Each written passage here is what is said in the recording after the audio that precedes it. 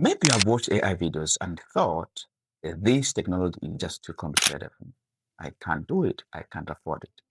You see programmers, you see complicated prompts, you see people creating websites, applications, videos, and businesses with AI. Then you assume AI is basically only for highly educated or technical people. That is completely not true. You do not need to learn everything. You learn what is relevant to you at particular time. If you are a business owner, learn how AI can help your business. If you are an employee, learn how AI can improve your workflow. If you are a student, learn how AI can support your learning. And where they say it, if you are a creator, learn how AI can improve your content process.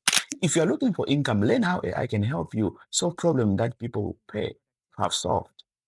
The technology becomes more or less intimidating when you stop trying to learn everything at once. Start with the foundation, understand the concepts, learn the language, practice with simple problems, then gradually increase the difficulty.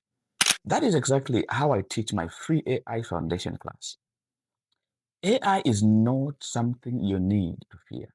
It is something you need to understand. You got that right. And start from the beginning with your AI journey. See you in the next one.